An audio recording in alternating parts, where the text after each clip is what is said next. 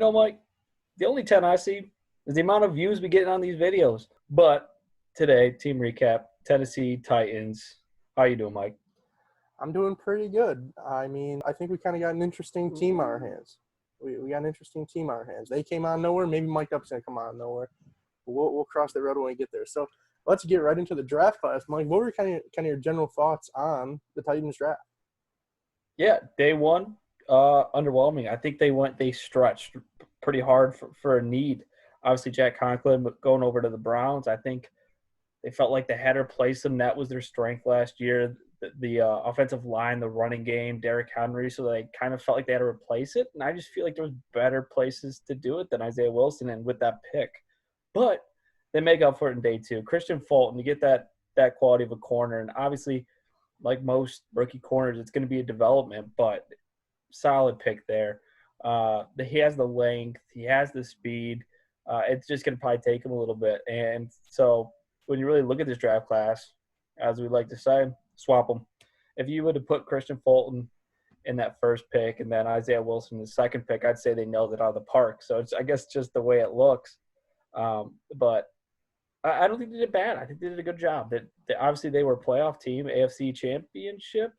So I think they just got pieces that make sense, that fit, and are going to be productive on this team. No, I agree. I think that Isaiah Wilson's kind of interesting because, like, when you look at him, he's an absolute beast in terms of run blocking. Like, this man has some of the strongest hands of really any of the tackles, and that's saying a lot considering the talent at the top of the draft. But to me, where the problem comes in is a lot of his kind of technique when he's facing speed rushers. And I think that Tennessee's going to be in for kind of a rude awakening when you go to put in a guy who's kind of raw and needs to be developed a little bit to replace Jack Conklin, who I think that was kind of his calling card. You know, even back to when he came out, he was known as kind of a technician. And Isaiah Wilson's kind of the opposite. You know, like watch his feet a little bit, and if he's going to be playing right tackle, obviously, you always kind of want to maintain a stagger like this, and you always want to be moving this foot first so that way you have a wide base, so no one can really, like, get into your chest to lift you and take you to the quarterback if your feet are too narrow. But like what Wilson does is he likes to step with that inside foot first when he's kind of kick sliding. So every step he's like clicking his heels together and then getting a real narrow base. And with his strength, obviously, in college football, a lot of edge rushers can't capitalize on that. But when you get to the NFL, people are going to just ride him right into the quarterback, man. So I think that there's a lot of stuff that he can clean up. I think that if they can kind of equalize where he is currently in the run and bring where he is against pass rushers up to kind of that par, I think that he will be a real solid player. But like you said, man, Christian Fulton, that was a steal on day two. So in reality, just look at these two picks flipped, man. Christian Fulton, the more I've watched him, the more he's kind of grown on me. I kind of find myself hard-pressed to say that he wasn't my third favorite corner in the entire draft. You know, and that's – I think that's saying something when the guy slid to 61st, and how many guys were taking from him, 6, 7? Like, that's kind of substantial. And I think that Tennessee really did get a steal here, especially when you already have, you know, guys like Adoree Jackson, Malcolm Butler. He doesn't necessarily need to produce at a super high level immediately, but he is still there to kind of fill that hole left by Logan Ryan. So I really like the pick, and I do think that at the end of the day, when you do have such a late pick in like 29 or 61, like they did kind of do the best with what they had. So it might not be the sexiest pick with Isaiah Wilson, but I do overall like the draft.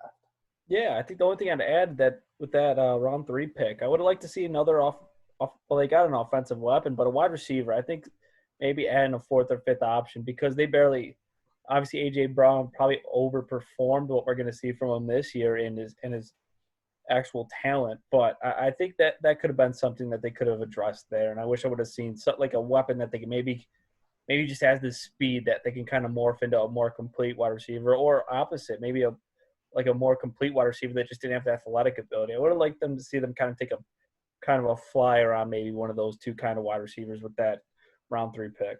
No, and I mean, I feel like I've talked about it in a couple of videos here, but like a guy like Antonio Gandy Golden who slipped into the 4th round, that would have been a real solid selection there to, as you said, kind of live up to the expectations set by Corey Davis. And he's going to be a free agent next year. I don't really see them bringing him back. So I do think bringing in another guy who can add to the versatility in that wide receiver room, I think that would have been a really good idea. But you really can't complain, I guess, with taking a running back. Obviously, Derrick Henry's future is kind of uncertain, considering the franchise tag and all. And in all, in all kind of honesty, what running back have we seen get a second contract pan out since like Adrian Peterson? Honestly, I mean, everybody has really kind of underperformed relative to their expectations. You think of Devonta Freeman, Todd Gurley, all these guys have kind of underperformed. So there is kind of a question: is do you want to? You could add like a Le'Veon Bell in there too. All these guys have kind of underperformed their expectations and to their salaries. So you have to wonder: are they bringing a guy who they expect to be kind of the heir to Derrick Henry? I'm not sure if Evans is that. Honestly, I don't think he's up to that par. But it is a question to be had. Yeah, I wouldn't throw Zeke in that category. I think he's probably the closest thing to performing on his second. And I think Le'Veon Bell, it's more of on the situation that he got put in. But that's just my opinions. But I agree. I totally agree with you. No, for sure. And I think another spot where we're going to kind of agree overall is this offense. I kind of question, Mike. A lot of it is unchanged from last year, and I do think that we're both kind of on the same page that they did overperform their talent last year. So really, what are your thoughts about this offense? Yeah, they better expect to see 7, 8 in the box every play, and they're gonna see it every game. So I don't think they did enough in the passing game to actually bring a real kind of that dual threat. They are a one-trick pony that have some decent players, maybe make a couple plays, but Corey Davis obviously has not panned out the player they thought he was coming out of Western Michigan. Adam Humphries, he's a solid, maybe a little above average 3 option that they probably are actually overpaying. And then Ryan Tannehill, the signings really made me scratch my head. Nothing he did last season made me think, wow, this is the guy. He's our future at quarterback. I think he was basically just a situational, like, can make a couple good throws a game, maybe make a play here and there, but he wasn't what's winning the games. Derrick Henry are the reason that they made it as far as they did in the playoffs and even into the playoffs. So I think that signing really made me scratch my head. I think they could have done a lot better in that quarterback position and probably done it for quite a bit less.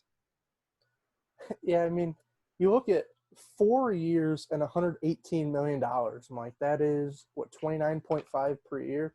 To me, unless you're a top 5, top 10 at the absolute worst quarterback, I don't know how you can get a contract like that. And I was kind of just going through, doing like a rough draft of how I would grade all 32 starters right now, and I had Tannehill close to 20. So I just don't think that he is going to live up to that contract. And really, you're paying him off of what he did for half a season.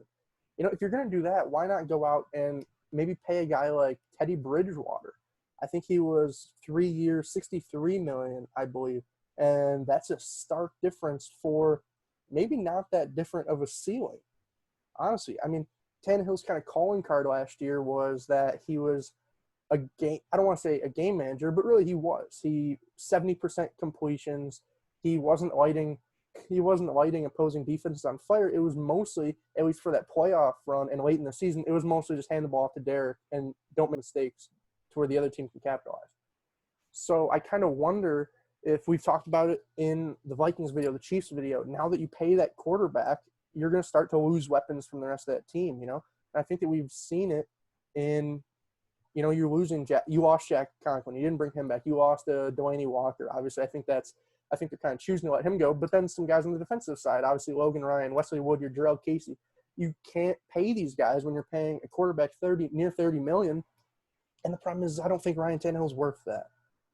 I think that he is. If you want to say he's worth around 15 to 20, right around where like Jacoby Brissett was signed, I have no problem with that. Maybe a little bit more than that too, 22 million, whatever. But once you start saying 30 million, Mike, that's just that kind of makes me take a step back and say, whoa, I think you're attributing your success to the wrong guy. And I think that we will kind of with this offense see a step back. I mean, like you said, I don't know if A.J. Brown's going to perform to those same standards. We've seen a lot of receivers have kind of that sophomore slump, especially once teams start to really focus on them. You kind of start with Juju, and I think that you're going to see that with Brown, you know. And then on that offensive line, I think that, as I said, Isaiah Wilson is not a great pass blocker. And Nate Davis last year, according to PFF, like he was absolutely horrible. He was one of the lowest rated guards in the league. I think they graded him at like a 40. Like that's really bad. And that's when you're next to Jack Conklin, There's so much kind of security in playing next to high-quality players, and he was playing terrible around Ben Jones and Jack Conklin. Now you're going to put a rookie who's going to be looking to you to, like, kind of help affirm him, remind him what some of his assignments are, help make the calls. You're going to be the vet making those calls for, like, double teams and, whatnot. But this year, that's going to be more on you, and you were already bad last year. So I do think one kind of signing that might be interesting for this team, I know we usually talk about free agents, is a guy like Larry Warford, who was recently released by the Saints. I think the Titans, I believe, have $19 million in cap space, and I think that a guy like Warford would be able to plug and play and really kind of shore up a lot of those concerns on the right side of the offensive line and help out Ryan Tannehill and Derrick Henry, because at the end of the day, I don't really know if as that offensive line play kind of starts to go down, I don't know if we're going to keep seeing Ryan Tannehill rise. That's all I'm going to say. So where are you kind of on that? I'm with you. I thought right guard, I was trying to think of ones in the market, and I really think Warford's about it available right now that you could plug and play as a starter. And it makes too much sense, to be honest. If they're not going for it, obviously Warford's had some pretty quality running backs running behind him, protected for Drew Brees. He's been solid all around. He really hasn't skipped a beat, which is kind of amazing why the Saints cut him and replaced him, but not the point. It'd be an easy plug and play for them. No, for sure. And then, kind of like you said, the rest of those weapons, there's just not much to be said here. With Corey Davis, Adam Humphries. I think Jonnu Smith, that's why I kind of put him on the slide, because I do think that he could maybe be a breakout guy this upcoming year. But other than that, I just don't see much with this offense, because realistically, Derrick Henry is going to come back. He's going to regress to the mean a little bit, I don't think we're going to see him running for 180 yards a game this year. I think that's just unrealistic. And for you to kind of bank on that, to me, is a little bit naive.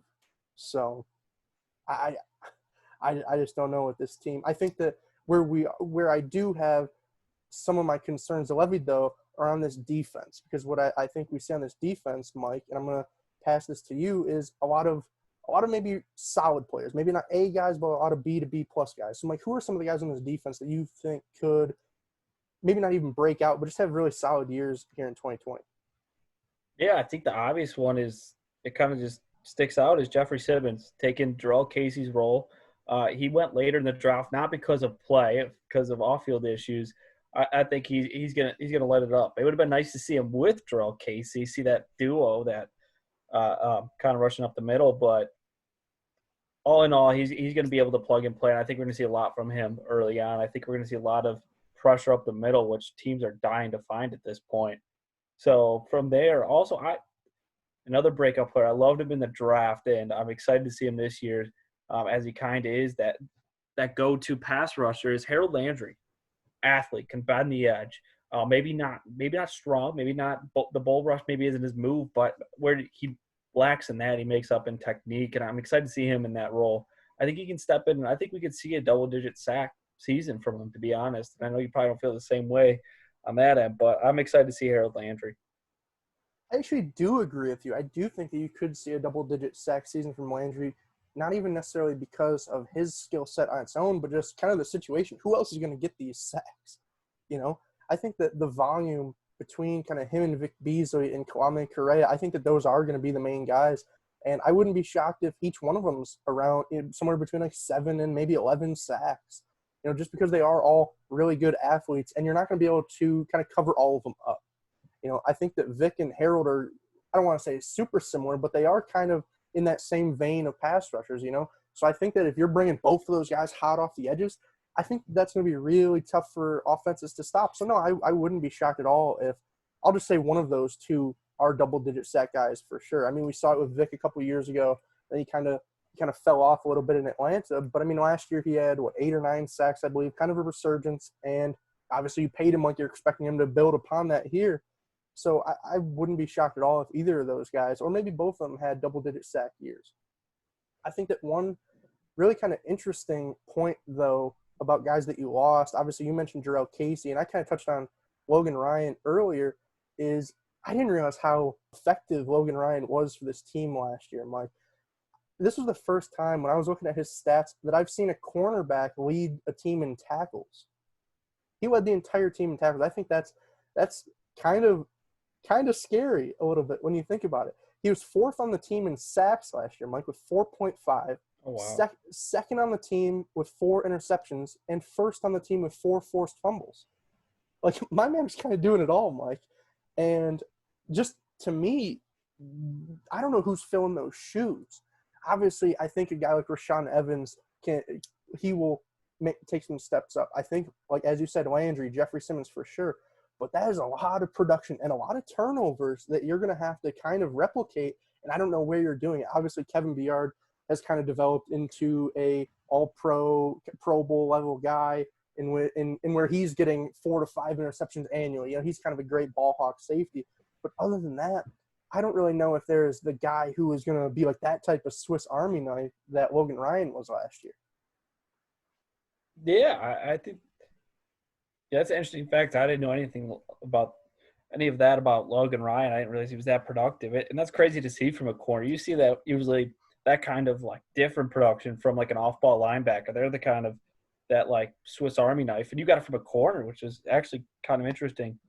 I wonder if they're going to try to get Adoree Jackson to take that kind of role. Move with Jonathan Joseph, the signing of that, and then Fulton, both taller corners. They really don't have a space inside. Jonathan Joseph maybe a little bit more than Fulton, but maybe they're going to try to use Adoree Jackson that Swiss Army knife role. To be honest, I don't think he just seems more of a liability on the outside, and I think you'd be able to hone in his potential. You move him into nickel, maybe move him into that kind of position where he's able to use some of his athletic ability and his speed to make plays. So can he probably get the tackle production? No, but I think he caused a little bit of havoc. So I'd like to see it there.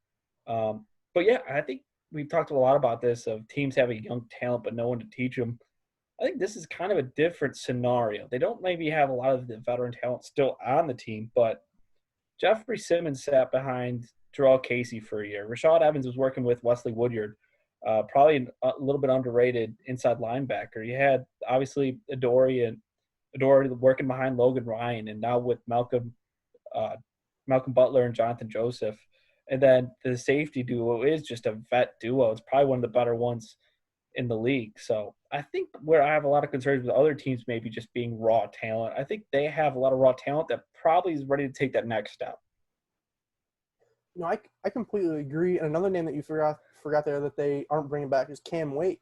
Yeah. We saw a good bit of production by him as kind of a situational pass rusher last year. So that's another veteran that they've lost. But I think almost, we kind of talked about how you need that mix, obviously. But I almost think that maybe last year was the year where they had that mix, they gained that knowledge and whatnot, and now this year's the year to take a step forward. So I really wouldn't be shocked if this did kind of develop into a top 10 defense. Honestly, I don't think that that's super naive to say, as you said, that safety duo. That's probably a top 5 duo in the league with a super young and athletic linebacking core. I think that you're looking at a lot of promise. The only real hole that I kind of look at is that spot kind of left by Jarrell Casey. Obviously Jeffrey Simmons is going to fill it to a point, but kind of opposite of him, I think Jack Crawford is a liability to the point where I would be kind of looking at guys who could replace him. I know there's not a bunch of 3-4 DNs left on the market right now. One name that I thought was kind of interesting was like an Adam Gotsis, who is out of Denver. He kind of fell out of the rotation late last year, and they're not re-signing him. But I believe he's only 26 years old, former second-round pick, already has experience in a 3-4, kind of just a space eater. I think that that's an interesting signing that could maybe add to the youth in the room, add to kind of the athletic potential of this defense, and really shore up what I might say is the last hole, Yeah, I'd agree. And I also think Marcel Darius might be a guy that you could plug and play in there. If they earn him 4-3 set, run him at the 3 tack, or run him in a 5. I think you can almost run a lot of players can run like a hybrid 3-5. Obviously, there needs to be a little bit extra skill set, but I think he'd be a player that you could add in there in situations. He's obviously not the player he once was, but you could rotate him in there, and it kind of fills the. It's not necessarily filling the hole, but you're putting some high quality duct tape over it. So I think that might be a player that might be able to help a little bit. No, I agree. If you're looking for in a 3-4 defense, like just kind of a straight four tech, I don't think that'd be a crazy transition for him. But I do kind of wonder if at this age, if he is going to want to completely change the scheme that he's in, you know. So with that being said, Mike, obviously we don't know if any of those signings will be made, but we do know who the Titans are going to play next year. So Mike, kind of just looking at this schedule, what are some games that jump out at you as maybe some must-see TV here in 2020? Yeah, just look at the schedule. I think it's actually a pretty tough schedule for him. I think this is going to be no walk in the park back to the playoffs. I think one game, week one, I think that is going to be a fun matchup against the Broncos. I think that might be obviously Titans are probably going to be they are going to be the favorite coming into that game, but I think the Broncos, depending on how that offense runs and how it rolls, and if Drew Lock can get together, that's a game I think week one will say a lot about the Tennessee Titans. And after that, I think there's a couple games, but I think October 11th versus the Buffalo Bills. I think obviously their strength is the running game. Now go against the top five, top three defense. Let's see if Derrick Henry can handle that. I don't know if they can. I think that'll be a real showing point. No, I agree with those. I think we'd be kind of remiss not to mention that game against Baltimore.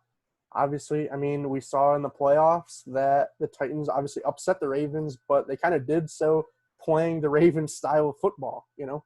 So I think that'll be a really interesting game here. Just a little bit past the halfway point. That's when both teams should be kind of gearing up for that playoff run. So I think that'll be a really interesting game, as well as if if they are kind of fighting for the division, maybe that last game against the Texans. I think that what we're going to kind of see here at the top of the AFC South is that everybody's kind of tightly packed. Obviously, the Jaguars are, they're way at the bottom, but the top three teams are pretty tightly packed. And I think that one indicator of that is obviously like the Vegas odds. We talked about the Colts; they had them projected for 9 wins. Is they're over under? The Titans are projected for 8.5. So, my question to you would be, where do you kind of fall on the over under of that 8.5? And do you think that this team is your favorite to win the division? Wow, I'm actually surprised they had the Colts a half a game ahead on that. Um, I think that nine wins right about where I'd have them. I think, to be honest, I think I'm a little more optimistic on the Colts. I think they're a team that has a little bit more upside potential. I think this team, you know what you're getting, but in the same way, you know what you're getting from last year. It's the same. It's very much a copy and paste of last year, maybe a little bit worse on defense. So I think in that case, I think I'll take the Colts for my division favorite. I think that they have a real chance to take over. I think they have more upside. But if the Colts and if it's going to be a 3-man just leg race, I think maybe the Titans could win it. I think if it's really neck and neck with between them, the Colts and the Texans, I think they might win the grind game. They might win the hard games, the games that you're playing into the last minute of the fourth quarter. I think the Titans might be better suited for that kind of football. So if it ends up being that, then I think maybe the Titans have a chance. But I think the Colts are my favorite in the division. No, I agree with that because I think that what we saw last year is we kind of already saw the Titans ceiling, and I don't think they did much with their roster to kind of eclipse that. I do think that obviously that deep playoff experience is super valuable for a lot of those young guys, especially on defense. And I mean, some of the guys on offense, maybe on that offensive line, but I really do think that at the end of the day, we've already seen kind of the best football that Tennessee can play. And that's really why I don't love the Ryan Tannehill signing or re-signing at such an exorbitant amount, is because we already saw, I think, his best football. I if I was a gambling man, I would kind of gamble that last year was more so an anomaly than anything else. And if you are going to win games, it is going to be on the back of Derrick Henry. But like I said, I don't really know if you can count on that every single week for another season. So I tend to agree with you that I would probably be right around 8 games on the year. And I really don't think that that'll be enough when you have teams like the Colts and Texans who, I don't know if they're more talented rosters, but I think that there is higher upside on them potentially. So do you agree with that? Absolutely. And with that, if you want to talk about some upside potential, not knowing what's coming, this channel right here, mic'd up, we're here.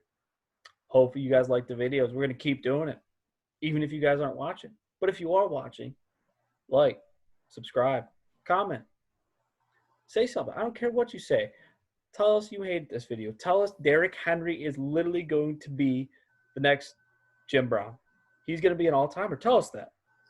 We'll comment. We'll give you our opinions. Or if you have a team that you really like, if you really, really love the Browns, and you comment, what's your thoughts on the Browns? What's our next video, Mike? It's gonna be Cleveland Browns, baby.